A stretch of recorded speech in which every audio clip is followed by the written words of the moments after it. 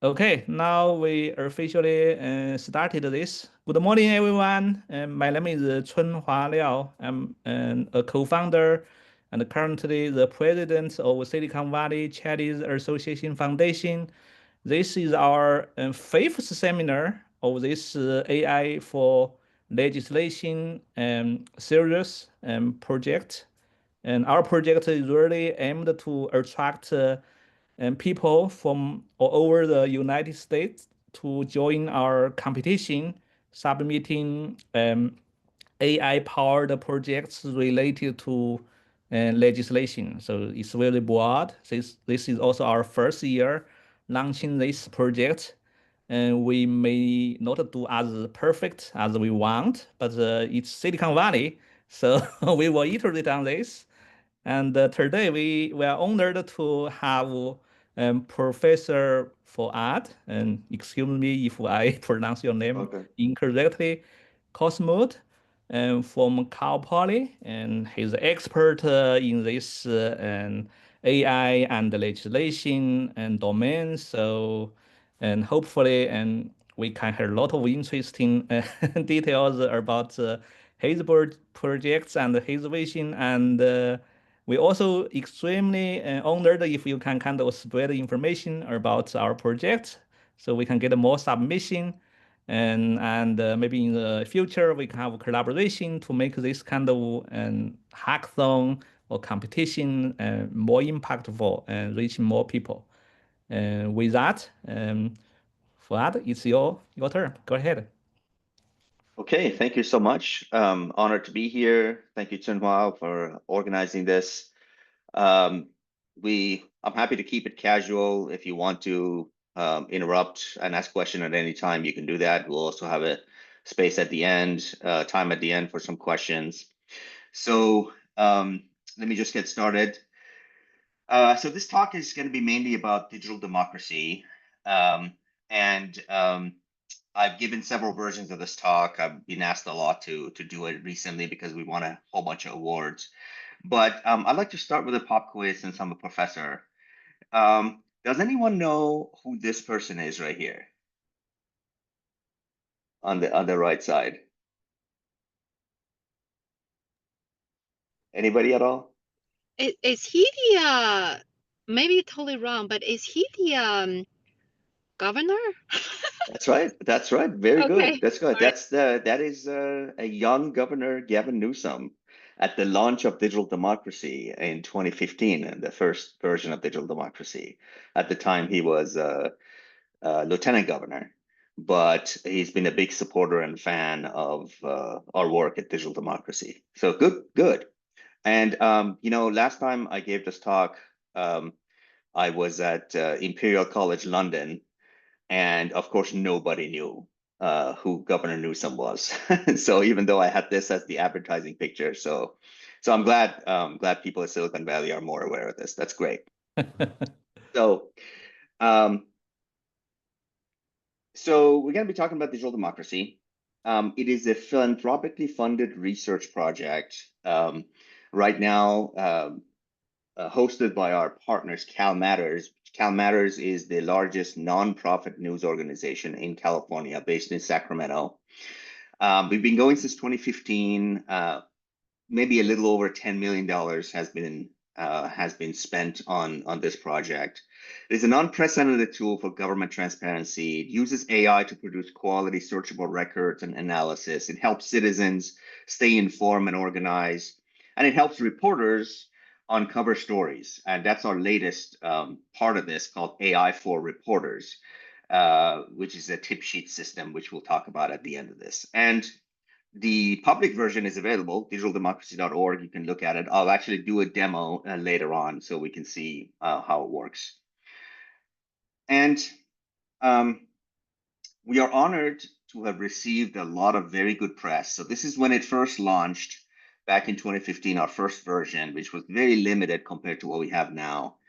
And it received a lot of very good press in Wired and Politico and other places. And then just recently, we also received the 2.0 launch, which was done in April 2024, a lot of very good press as well. And some of our stories which were done together with CBS News, were nominated for all kinds of awards, and they've received really good accolades in the awards as well. So we were finalists at the Harvard Kennedy School Innovations in American Government. We received the Salzburger Prize for Journalism, Edward R. Murrow Awards, Sacramento Press Club's TV Reporting Award, Sigma Chi Delta. We were nominated for 2 Emmys. We ended up winning one of the Emmys just recently. And all of this has been, of course, with the help and collaboration of a large number of people. So lots of students and some faculty from Cal Poly who've been involved in this project for a long time. Our friends over at CBS and CalMatters, who have been reporters and news producers who've helped us with this, who are our main partners, and our stories go out through them. So it's not just 1 or 2 people, lots of people have been involved. All right, so what we'll cover today, first, a little bit about who I am. We'll do a brief history of digital democracy. How does it work? We'll do demos on both products, digital democracy and tip sheets. And then we'll talk about some open research challenges, and then we'll take some questions. Okay. Great. So first, who am I? I'm a Forbes Endowed Professor at Cal Poly, California Polytechnic State University. That's in San Luis Obispo. Research Director for the Institute for Advanced Technology and Public Policy, through which we do most of these projects. Received a PhD in Computational Stylistics and Natural Language Processing from UC Santa Cruz. At Cal Poly, I teach AI and natural language processing and games and data science. My research is in NLP, digital humanities, AI, games, video games, game jams, AI in mental health, and I'm a visiting scholar at Imperial College London. You can find out more about me by going to my website, foaad.net. That top level domain should tell you how old I am, because that's the .net was back in, a long time ago. Also something that I think will be probably more familiar to this audience, but I had these slides from back when I did this in London. So question is, where is San Luis Obispo? San Luis Obispo is on the 101, basically about 2.5 hours south of Silicon Valley where you are, and it's halfway between LA and San Francisco on the Central Coast. Okay, so brief history of digital democracy. Well, it all started with this Institute for Advanced Technology and Public Policy, which was founded by Dr. Sam Blakesley. Dr. Sam Blakesley was, at the time, just retired from the state legislature. He was the state assemblyman and then later senator representing the San Luis Obispo area in the California Senate. And for the last few years, he was also the minority leader, which makes him a very powerful position. But afterwards, he decided to found this institute, and he had a lot of ideas about what to do with this, things about energy independence, which he's a PhD in geological sciences, so he has some expertise there, and education and other things. But one of the main things was government transparency. And it's because him and his staff were just in the Senate and the Assembly, and they really know all the tricks and all of the background info that is happening, all the machinations and things that are happening in Sacramento, in the state governments. And these are mainly things that are completely invisible to most ordinary citizens, but they know all these tricks. So because of them and really their staff's help, that we're able to sort of do this product. So the motivation was basically, first of all, there is no proceedings or transcript. This is surprising to people right now, but when we started back in 2015, there was none. And to this day, there is still none. There is no transcripts available on what is being said in the state of California legislature. There are transcripts at the national level. We have the US Senate and US House of Representatives. So you can see what people said, you can download transcripts, but there isn't any produced automatically for the state level. So people feel like they're left out of the process. There's a lot of information other than just, transcripts. There is tons of other information about, bills and committees and things, but it just seems like it's too overwhelming. And this didn't used to be such a big problem because what we used to have is a robust news industry. We had when we had a healthy local news and just regional news coverage. Reporters used to go to Sacramento and sit in all these meetings and sort of write down everything and produce stories that were essentially explaining to ordinary citizens how things work in Sacramento. The problem is that we have lost this. The decline in local news coverage is palpable. It used to be that every city in California um, used to have one or two newspapers. Now, all the regional newspapers, most of them, have now been either bankrupted or they have been bought out by sort of national media groups, which what they do to save money and to do return on investment is to basically gut the local news operation and then pump in national news, like in radio stations and newspapers and things like that.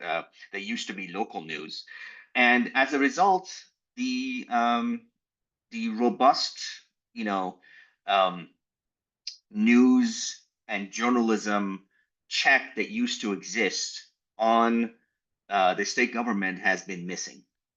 So this presents a huge challenge. First is the realization that these proceedings are not accessible to local people, citizens of California, and we don't have enough news to make up for it either. Ordinary citizens, they have no window to mobilize. If there is a bill coming that is important to you or your region, you don't even find out about it unless you have a lobbyist, a paid lobbyist, which a lot of very powerful organizations have that, and they are still paid to go in and talk to people and sit in all the meetings and so on. But if you're an ordinary citizen or just some neighborhood group that wants to mobilize for change, you don't have that. So you're not going to even know what's happening and when things are happening. Bills keep changing. There's a lot of backroom deals. There's too much hidden influence. Again, back when we had a healthy journalism industry, this wasn't as big a problem. It still was some, but not as big. But now it's a serious problem. So our goals were initially modest. Just write down what everybody says in the meetings in Sacramento, in the Senate and in the Assembly. But then very soon, just a few years after we started, the goals expanded to save democracy in America. I'm not kidding. This is the goal now, because it is so intimately intertwined with journalism and being able to have a check on government, have more government transparency. As you can see, between the two goals, I aged considerably. Okay, that's my picture right there on the left. So now let's go back and do a brief history of the actual product. The first version was launched in 2015, and that version pretty much just had the transcripts that I said that they were missing, and you could pull them up, you could see videos and things. And it covered the California legislature in 2015 and 16, and then we expanded to New York, Florida, and Texas in 2017 and 18. So for about 2 years, we were serving out of this small office in Cal Poly 1/3 of the United States, as far as the number of citizens who had access to their local statewide government. Then in 2019, we began working on a new product called Robot Reporter, which eventually became AI4Reporters and became AI tip sheets. We rebuilt digital democracy for 21 and 22. And then with new funding and new partnerships with CalMatters, we relaunched it in 2024. And tip sheets were also relaunched in 2024. We'll go over what those things are. So let's go back to the original problem, a transcription challenge. So first of all, we must have highly accurate transcripts. And certainly back then in 2015, there was no automated way of doing that. And I would submit to you that even now, there is no automated way to get a highly accurate transcript, even in the year 2025, simply because there's just mistakes that are made by even the best AI. I mean, they're very good and they have gotten so much better than before, but still, people's last names, obscure place names, things like that, they get wrong. And it turns out that the issue is really not that anyway. Once we produced transcripts, which honestly wasn't the hugest challenge, it was somewhat of a challenge, but once we were to get those done, we noticed that that's not enough because we need to know all the context. When people are speaking, what are they talking about? Who are they? What is their affiliation? What is their background? All that stuff needs to be gathered as well. So the problem immediately became much bigger than it started out being. So on top of that, all we had was students and faculty to work with this. So we have flexible part-time workforce, and we have to make do with this system. So yeah, once again, you see what's on the right is a typical transcript. It can be done.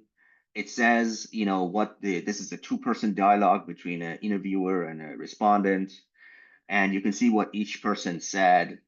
But the question is, when you want to do this for government transparency, you have to answer all these other issues. It's like, how is this relevant to me? How do I know what is being said about my issues? Who is the person speaking? What is their history? What have they said before?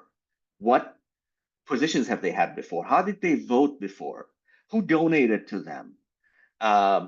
What kind of campaign have they been running? What else has been said about this subject?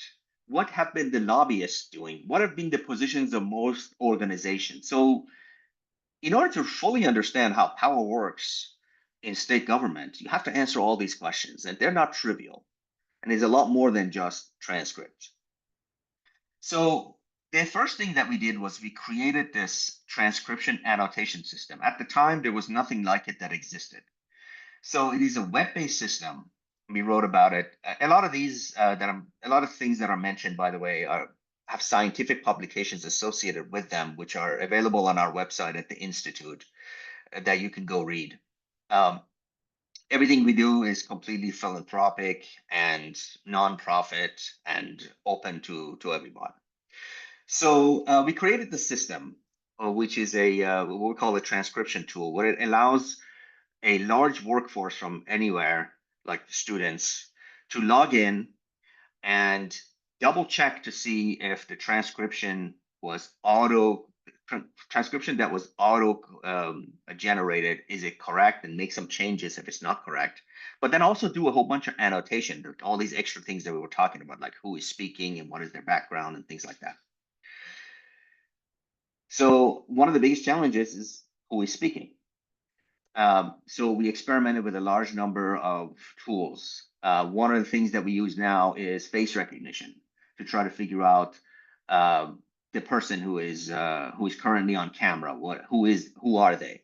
And of course, that has some advantages. The advantage is that if you have a good database of what the people are and they have their pictures ahead of time, that works great.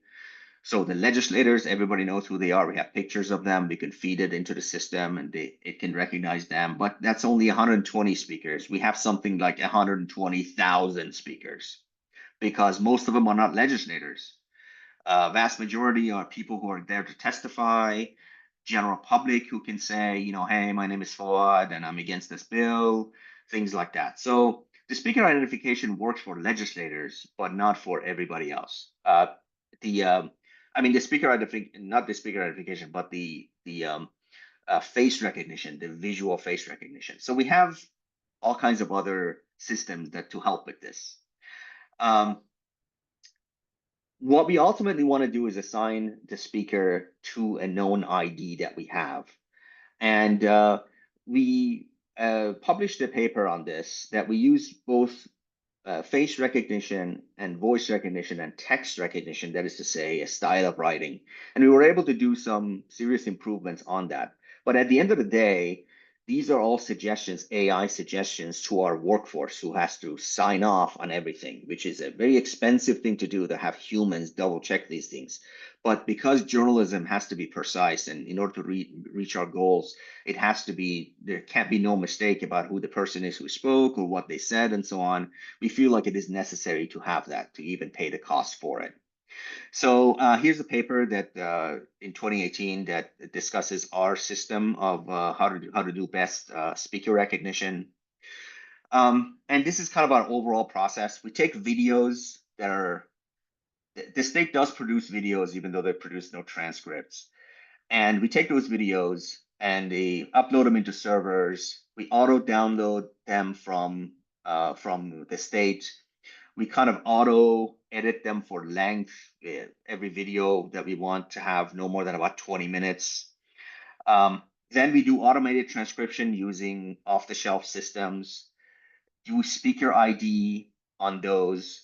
We do some text enhancements. These are all automated, so that we can, get it more prepared for the style that is necessary for a good transcript to be used by ordinary citizen or reporter. Then we have a transcription system which allows work to be farmed out to a remote workforce, usually a student workforce, that can do what we call up-leveling. That is to say, catch all the mistakes and sign off on the speaker identification and so on. And then once all that is done, we put it into our database.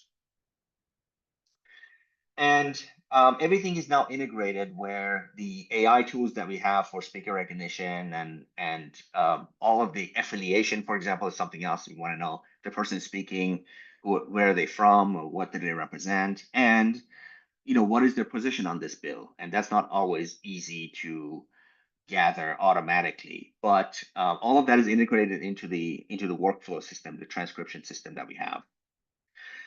Next, we have a context challenge. So even if we get transcription correct, even if we get the IDs of the people correct and their affiliation correct and their stance correct, we still have a context challenge because there is a lot of things that are missing. So we need to know what bill people are talking about. What is the bill? What is the bill trying to do? What is the text of the bill? What are the actions that have been done on the bill? What are the financial and lobbying background about the activities around the bill? The biographies of the people who are speaking and who are associated with the bill, the authors of the bill, all the other actions. And we want to make all this searchable and alertable, downloadable for people. So it is a much bigger problem than just getting transcription correctly. So this is, it's a little complicated, but it's our overall system. Now, just quickly, you can see what's on here is that we get videos. We go through this whole process of transcription, put it in our big database in here. At the same time, there is maybe about 20 other sources of information. Things like bills, things like ratings, things like financial donations, all these things that we scrape and we ingest automatically every day, and put those things in our database as well, and sort of match them against the transcription data that we have. And then once everything is in here, we have an API that can serve our digital democracy database website. This is done by a partner called TenOp. And people can go and essentially look at all the information that we've gathered. And at the same time, we have all this information that's in the database that's been deduplicated and has been sort of put together in a structured way for the first time. Never has anything like this existed in any other part of government. We take all this information and crunch it to try to figure out what is an interesting, newsworthy event. And then we have this new product called Tip Sheets. And Tip Sheets allows a tip to be generated, a news tip to be generated for reporters, so that the reporters can further investigate and find out if they want to write a story about the thing that just happened. So every event that happens, every hearing and every veto and so on, generates a tip sheet. And that tip sheet has all the background information and all the things about why it was important and what is the sources of information that you need. If you want to write a story, it makes it really easy. So it makes it possible for someone living in San Luis Obispo who can't afford to go to Sacramento every day and listen to these things in person to be able to get a tip and automatically get all the background information necessary to write a whole story about something that happened in Sacramento. So now let me stop here and give you a demo of the main site, Digital Democracy. So this is just easy. You can go to digitaldemocracy.org. And then you could see this. It is part of CalMatters. So it's a CalMatters Digital Democracy. And so you can see how there's like issues and legislators. You can click on one of them. You can find like your legislator if you want. And if you click on them, you would see all the info that we have on them. So first of all, who are they? There's some news coverage about them that comes from CalMatters, some biography, where do they stand ideologically, what kind of bills have they done? This is one of the most important things, like how are they aligned with different organizations? One of the most powerful organizations in California is California Teachers Association. So if you just type in California Teachers Association, you can see that this person votes 94% together with California Teachers Association. And all the other organizations here are also involved. And then also it says that there's been $30,000 of contributions made by the Teachers Association to this person. We break down their financials as well, like everything that they have received, all the donations they've received, we have it. We've organized it by sector, like labor and industry and so on. We have it for last session, for the current session. Current session stuff hasn't come in yet, or we have lifetime you can look at. And we have some indicators of influence, that is to say, mostly donations. So we have personal gifts, we have sponsored travel, we have behests. Behests in California are kind of it's a weird thing. Most other states don't have it. It's when a legislator can ask a third party to make a donation to another party. So legislator says A should donate to B, and that is all registered with a form and everything and kept by the government. So we take all those and we show that here as well. But you can just see, all the information. We kind of rank them about gifts and travel and things that they've received. You can see who's given, what kind of policy are they involved in, what bills are they involved in, what have they authored, what committees they're in, interest group rankings, how do they stand, what hearings they participated in, what their district is like, including things like election information and so on. So it's a one-stop shop of everything you want to know about this legislator. And then if you want to sort of like look at the hearing that they appeared in, you can go to the hearing page and it shows you the entire hearing. You can play the video. Transcript is back down here. You can see the information about a bill, click the information, and here's the bill, here's where it stands. This is the stages before it becomes law. You can see the text, you can see the status, you can see the votes, you can see all the supporters and opponents, you can see the official government analysis that's done by committee staff on the bill. So there is a wealth of information here that you can do. You can go to these directories. We have bills, we have committees, organizations. You want to see like all kinds of organizations that are here. What have they done, and so on. Big and small organizations. You can see the financials. That is all of the donations that have been done. There is party donations and there's individual donations and all that stuff. Okay. All right, so back here, it's not that slideshow. Okay, so that was digital democracy. That is open to anyone right now. There's quite a bit of use that you can get out of it. You can download the transcripts. You can see information. But so the next area of focus that we had was now that we have everything, we have not everything, but we have a lot of information that wasn't available before for ordinary citizens to look through. We want to now mine this information to get better insights, because even if you are a super involved person or a journalist who's been paid to pay attention, it's still way too much information. How should I narrow down this huge funnel of information to just the stuff that I'm interested in, or just get insights so I don't have to read hours of video, watch hours of hearings to understand what's happening.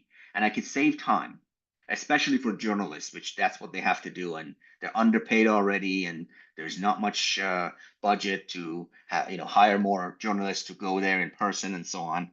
So we want to make it easy for them. And we have a whole bunch of research, usually with grad students at Cal Poly, that can help us find algorithmic ways of getting insight. So this is all available on our website. You can see like the feature engineering for legislative hearings, stance, affiliation, and engagement, absentees. We can automatically analyze these things. Here's a fun paper we wrote a few years ago. We predict the vote. Predict if the vote is going to pass or not based on all the information that we have, and it's pretty good. We can learn alignments, find out who is, ideologically compatible with who else in the legislature. We could do, there is a lot of research here, and we're just scratching the surface. There's so much data, and we're sort of just concentrating on getting it out so that people can access it. But just behind in our agenda behind that is to get more research done on this. So one of the most interesting things that we want to do is concentrate on what is newsworthy, and this is our tip sheet system. Because when the tip sheets get generated, you still have a lot of tip sheets, and you want to know which one is better, which one is more newsworthy. So this is based on the work of one of my grad students called Strainer, and is a system of figuring out what events are newsworthy based on what characteristics the events have and what previous events like that have been made into news stories. And based on that, we could see what characteristics the future events have in common, and then sort of predict ahead of time if something is gonna be newsworthy. So originally what we did was we created, and this is the tip sheet system. Essentially, there's these nuggets, what we call phenoms, a phenom-based system that is looking for one or two interesting things based on feedback that we've gotten from reporters, based on statistical anomalies, based on all kinds of other ways of trying to figure out if there is a feature or a nugget that is unusual or interesting about the event that has happened. And then we essentially take those and combine them into one report about all of the things that we thought was important about this event, like in hearing, for example. And originally, our idea was to make that into a full story automatically. So just create the story, put in all the things that we found automatically, and that's what we did. That was called Robot Reporter. But very quickly, we came to the conclusion that no matter how much information we have in our database, it's still a tiny, tiny fraction of the information that a reporter has in their head about their entire life, being familiar with the area, knowing celebrities that are in the area, knowing the neighborhoods, and there's no way we can replicate that. So the next step was for us to change this to be a tip sheet based system where we are helping reporters write a story, but not writing the story automatically. And that's where the idea of tip sheets was born. What's on the right is like a mock-up of a tip sheet. It says what the tip is. Here's like an abstract. There's some facts and figures that we've mined about this. There is things you can click on. You can see the hearing. You can see, like the donations. You can find out more about people. Click on a lot of this. It will take you to digital democracy so you can get more information that way. And we'll do a tip sheet demo as well. Now, this tip sheet product is only available to reporters, but it is free to reporters. So this is what it looks like. And you can see how things that have happened and things that are coming up are listed up here. And every one of these things is a tip. And you can see, for example, Senate Appropriations Committee to review bill on foreign influence in politics. Okay, I can click on this tip, and there's all these things that the same committee is working on. But let's say I'm interested in this one. I click on that, and I get some AI generated story idea. I have the bill that they're talking about. I have the analysis of that bill. I have the transcript. I don't have a transcript yet because it hasn't happened. It's next week. But I've got, all the other information. If something has to do with a certain location, for example, I have that. And we have some information about things that are coming up, but not as much information about things that have already happened. So if you go down here, this is the stuff from last week. Now, these are things that have already happened. The ones with the greenish background. So here we say California, Senate committee passes physician's bill. So click on this. You see that it's rated high. That means it's very newsworthy based on this scoring system that I talked to you about. And you click on one of these tips, and here you see, of course, more information. What was the committee? What were the things discussed? The bill itself, the results of the bill, testimony. Lots of activity around testimony, and that's high compared to all the other testimonies. Donations that were involved here is high. Alignment of all the organizations that have taken position on this particular bill, what their alignment is. Down here, we have organizations, alignments, and donations all put together in a table. So you can go to one of these organizations like California Medical Association. It'll show you down here that what the position of this organization is, what their success rate is. Normally when they back a bill, 51% of the time, 52% of the time, it passes. This is how much they donate. This is how every individual on the committee, including the author of the bill, has voted for this particular bill. And then this is the alignment that they have with this organization. And this is the donations that they have from this organizations right here, contributions, and so on. We say a little more information about the alignment. It's based on 38 votes from 2017 to 2025. And based on that, 65.8% of the time, this person, Stephen Choi, votes together with California Medical Association. If you look at Society of Addictive Medicine, different story. Stephen Choi is not very aligned with that society at all. Other people, have different records and so on. Down here, we pull quotes using AI. We actually pull interesting things that were said because reporters can put these in their stories. And, in the story, there's pull quotes, interesting quotes that were said. So we make it easy for them. You can copy it. You can watch it exactly at the moment in the video when that was said. All the witnesses, who are they?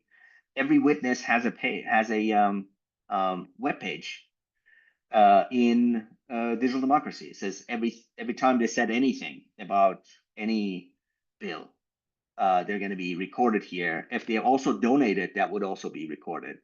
What was their position? How much time did they spend? And this is what they said. Speaker participation, which speaker dominated. Usually a lot of the legislators like to talk a lot, so which one talks a lot more, and so on. Financial relationships, this is with the organizations that have donated. This is the people that they've donated to. You can get more detailed if you want. You can get less detailed. So this is, again, kind of helps a reporter understand what's happening, with the financial arrangements. We have some alignment meters about how different reporters are aligned with different organizations. We have related tip sheets. You can click on other tip sheets that we've written. Down here, we have some notes on methodology, which tells you exactly what we used, what is the primary source data that was used to determine what we say over in the AI parts up there. So that, when the reporters write a story, they don't have to just say, oh, AI said so. We say exactly where this came from, where the calculations came from. And it's all here, essentially. So that's tip sheets. Maybe one other thing I could show you is that you can, it's a work in progress. We still have features that we're working on, but you can actually have your own profile and you can say what you're interested in and what keywords you're interested in, what lawmakers you're interested in, and so on. And the tip sheet will automatically be filtered around things that have to do with your stuff. So that you don't have to bother even going through all of it. You can just go through the parts that sort of affect you. Okay, So there's some additional research that we're always working on. Research, like let's predict outcome of votes that are to come. We can predict the outcome of votes based on transcripts, but that's not totally useful because the vote will happen very soon after the transcript is done. Can we predict the outcome of a vote of something coming up in 2 weeks? That's stuff that we're working on. Tracing talking points. A bunch of people start saying the same phraseology that was supplied to them by the NRA, for example, right? We can detect that and we can find out, who said it first and maybe like sort of reverse engineer the talking point system. When we move to other states and when we reconstituted, we're still in California, but we are expanding to other states. Hawaii and Texas are the ones that we're looking at next. We can also look at things like national organizations that want to push agenda through multiple states. We can see the similarities and be able to recognize those, come up with an idea of influence and so on. Ultimately, what we want to do is understand how power works, understand where power is dissipated from and who is most influential and so on, to help ordinary citizens understand how things work in Sacramento. Obviously, the legislators themselves know it, their staff knows it, the lobbyists know it, but ordinary citizens, they don't really know it. Okay, so you can access our work. There's a data set that we published over in Hugging Face. If you look for digital democracy, that's everything that we've done from 2015 to 2018 in all 4 states. So lots of information. Every speech and every transcript is there. Rest of our research is on the IATP Institute for Advanced Technology and Public Policy at Cal Poly. And I want to thank everybody. Thank you for inviting us and all the other organizations that we've partnered up with, different universities, TU Graz, over in Austria and University of Miami and other places, our funders, Arnold Ventures and Knight Foundation, CBS News, whose stories ended up getting all those awards that were done with the help of digital democracy. And I'm happy to take some questions. This is my favorite slide to put for questions because this is Sam Blakesley. This is back here. You can't see this is Christine Robertson, who is the chief of staff who worked with very closely, who I said knows all the tricks about what to do in digital democracy to make it more useful. So here I am. Thank you so much. Chunhua, back to you. Wow, wonderful. This has been eye-opening for me, and I'm especially intrigued by the date or the year this project was launched, 2015. That was the exact year our nonprofit organization formally incorporated and recognized by IRS as a nonprofit. Oh, Uh, excellent. yeah, but we have been doing this for like as same years as you do, but now we finally cross paths and know each other. That's kind Oh, of yeah, absolutely. yeah, interesting. Yeah, I'd love to work closely with you. I mean, I think there's a lot of, since you're Right, interested in, right. hackathons and so on, I Yeah, think yeah, there's a lot of overlap. We have a lot of data that has been yeah, underexplored. yeah. I think I will reserve the QA session to the audience, and hopefully I can ask more in the end. So, any people in the audience wants to ask anything, go ahead. This is Amy. Sorry, I'm driving, but this problem. this webinar is just like too interesting, so I have to unmute myself to ask some questions. Please. Thank you so much. Thank you. So the first question, I'm curious, have you ever, since like I'm looking at your massive data and very interesting, like have you ever run into some like legislator come to you saying like this is not accurate, like I didn't say that, or like how, like I'm curious on that perspective. Thank you. It does happen. It does happen. Occasionally, we're very good, but occasionally mistakes get made. And um, what they're mostly interested in is because our site shows up on Google searches and things is to is to get their associations right. Like if we say so and so is associated with this other organization and so on.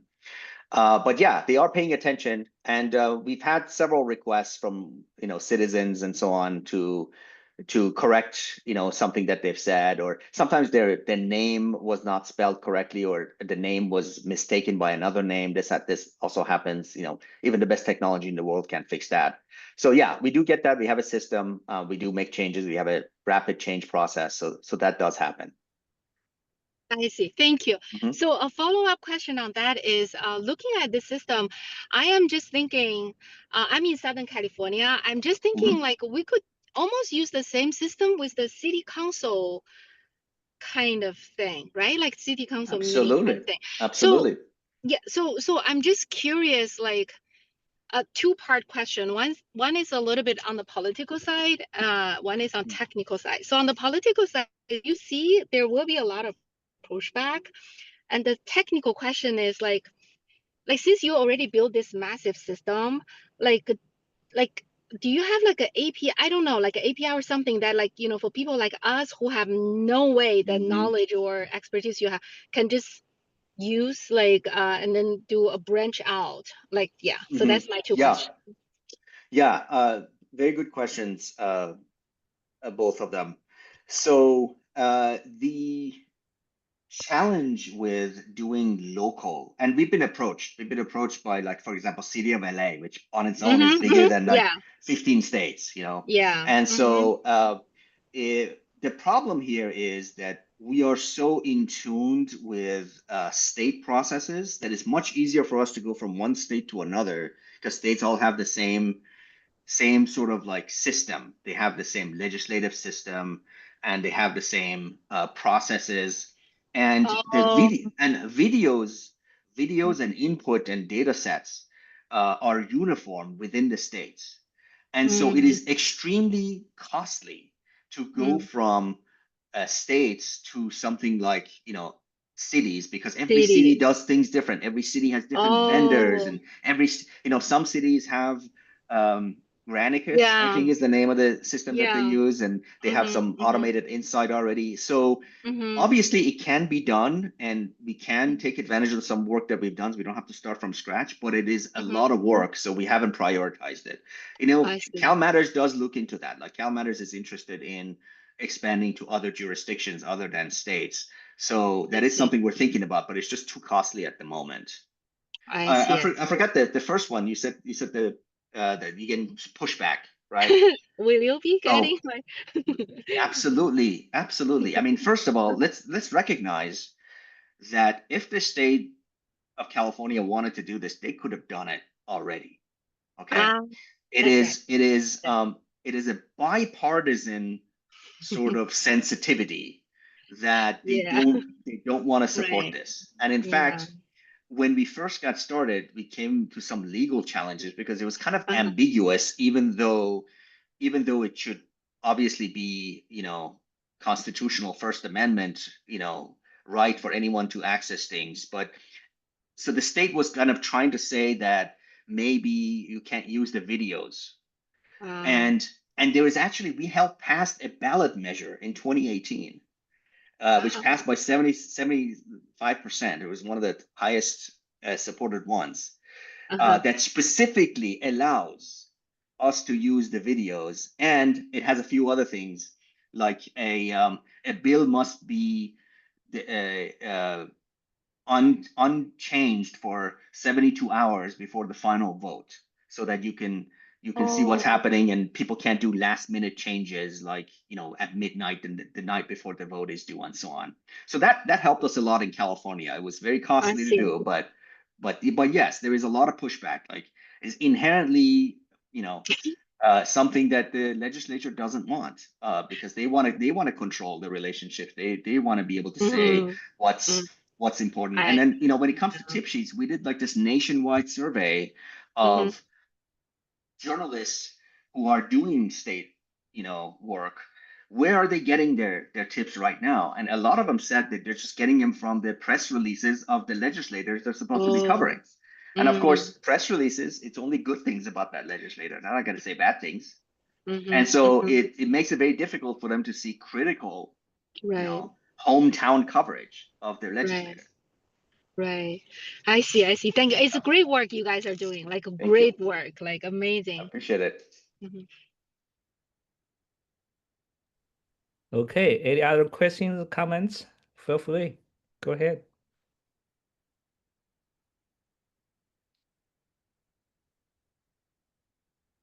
Okay, if not, I have many questions. And Sure. this is just like my personal interest, kind of running this nonprofit in my real job. I also run some research projects. I know to do anything like this, it's extremely challenging. Like, how do you get first thing and funding? And do you have any kind of tips? Like even for Absolutely. our non-profit organization right now, I think funding always kind of Of challenging to course. get. And do you have any kind of experiences, lessons, or tips to share? I honestly am the wrong person to ask. I've just been extremely lucky that I've been, have partners like the Blakesleys and other sort of nonprofits that have been good at fundraising. Because without them, yeah, none of this would work. So we've been able to find some national, nonprofits that are very interesting government transparency that have been able to help. Um, CalMatters itself is kind of a miracle. CalMatters is a nonprofit news agency at a place where for-profit news agency are going out of business all the time. This nonprofit news agency is making it work, and it's been in business for 10 years as well. So they just have some really good people and great connections. Unfortunately, it's all above my pay grade. Yeah, last thing maybe relatively either how to get the people to build your system. So do you mean how to recruit people to do it? Yes. Well, okay, good question. It started out with just myself, another one or two faculty here at Cal Poly, and then a whole bunch of students, grad students, who've been basically the backbone of this project because they have a lot of good wisdom and they're maybe about like 2 months away from making like $250,000 in Silicon Valley. So they have a lot of very good skills as well. And we can, if they work on it with us on their thesis or on senior projects and things, it's been really valuable. And so CalMatters didn't have any kind of local technical staff. And so when we got involved in these grants that we jointly got with ourselves and CalMatters, we were doing all the technical work here at Cal Poly with students. But then some of the students graduated and they got full-time jobs at CalMatters doing technical stuff. Like the person who wrote the strainer master's thesis, who is basically the core of tip sheets. He is now a manager, technical manager at CalMatters, and he's working on this stuff. And we have one or two other students working there. One other part, full-time one, and a few part-time. So that's where we are so far. I mean, we never have enough staff because it's just so much work, and it's very difficult for a news agency to afford it too. So again, we've been lucky with the fundraising. Mm-hmm. Yeah, Amy, go ahead. You said you have another question. Yes, thank you. So I currently work at another university where actually we received a congressional record from the just retired Congresswoman Grace Lamanatano. So we have all of her like letters, like all kinds of documents. I'm just curious, like because we are also trying to do something AI related because she's such an inspirational woman. We want to anyway, so data mining and everything. Would you be able to give me some sort of ideas like tapping into your? I'm going to search Grace on your system for sure. Like knowing your system, knowing that like we have a lot of records from her. Well, Like was what? she a Yeah. state politician or Yeah, she's a federal? state. Okay. So she's a congresswoman. So I assume she's What state, right? what She's represented. Congresswoman? It's Yeah, federal. that's federal. State we call them assembly person. Oh, that actually. Oh my God, I do not know. Yeah. No, I it's need to go okay. check. Yeah. Yeah, it's so just to give you, yeah, there is an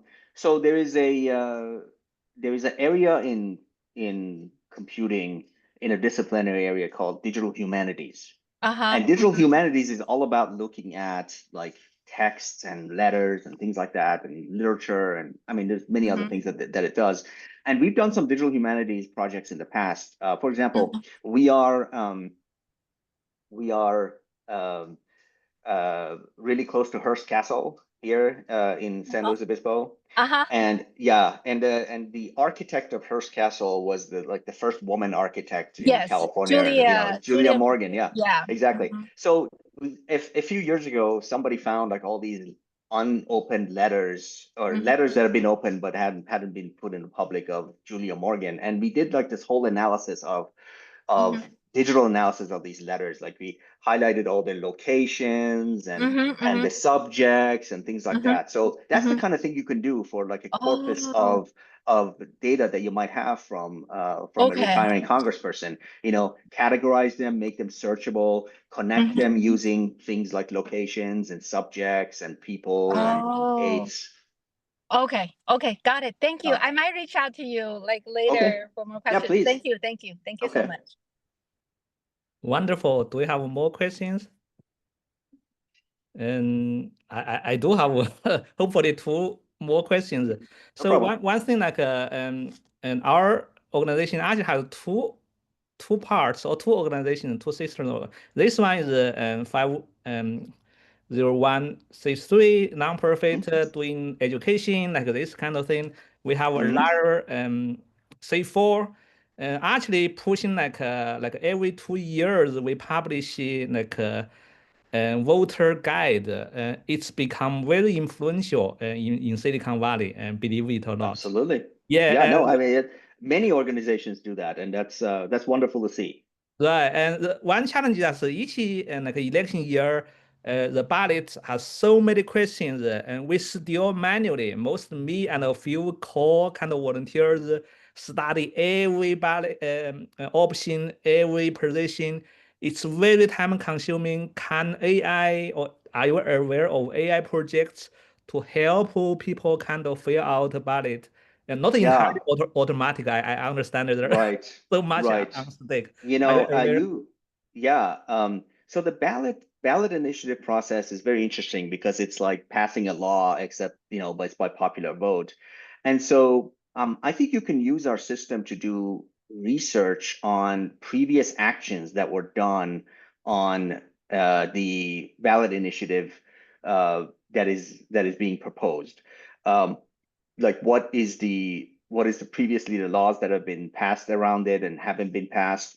Lots of times the state, the legislature considers the actual ballot measures, and sometimes they try to, this actually happened with our ballot measure, the one with government transparency from 2018, because the state basically said, well, we'll just pass it as a law. Don't bother putting it on the ballot. Don't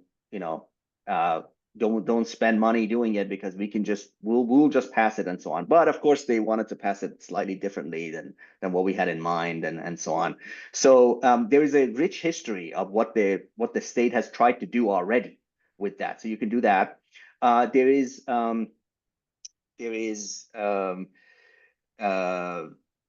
positions of people who've had discussions about that issue that you can find and list.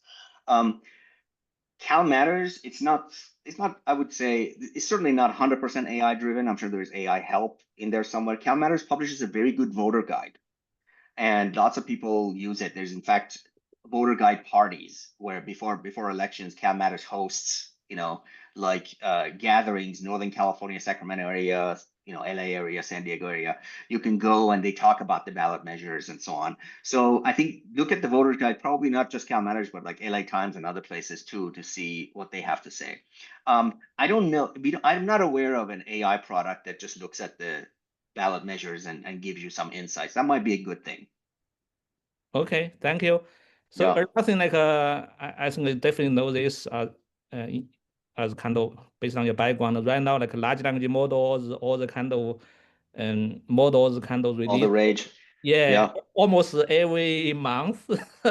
And how frequently do you try to update your system with the latest AI models like GPT-03 and recently Grok 4 and very good question. GPT-5? How often do you upgrade your core? Very good question. So this probably was a larger discussion, but we actually use very little large language models in this product. So all the AI that I'm talking to you about is like not generative AI. There's generative AI used for things like summarization, where we produce using natural language generation, not generative AI. We produce sentences, and then we asked ChatGPT to summarize them into a paragraph, you know, and we have it like noted in every paragraph that we have used ChatGPT. So this is where the raw information of it is, so that you can do that. The problem with generative AI, as you know, is that it's very speculative, and you, as a reporter or any kind of person in a legal profession, you can't be sure that it's 100% correct. And if you can't be sure it's 100% correct, you can't use it. So we are using it in very limited ways, just around the edges of summarization and presentation, but not the core system. So with that, we just basically use an API to ChatGPT. ChatGPT is the one that we use the most for that summarization. And yeah, once in a while we could, we'll change the API, but for the most part, we don't change it all the time. Okay. And I think it's now almost 11 a.m. And Foaad, do you have any question to me, our organization, and feel free to to ask. No, and thank you for inviting me. It's been great to be a part of this. Hope we can do something in the future together as well. And let's keep in touch. And like I said, we're super interested in like keep this hackathon or competition alive in the coming years. And we should chat a little bit more how we can do better and Excellent. together. Excellent. Okay, with that, Okay. thank you very much for your time and everybody and still in the call. Thank you. Have a good weekend. Okay, take care. Thank you so much. Thank you. Thank you. Bye-bye. Bye-bye. Bye.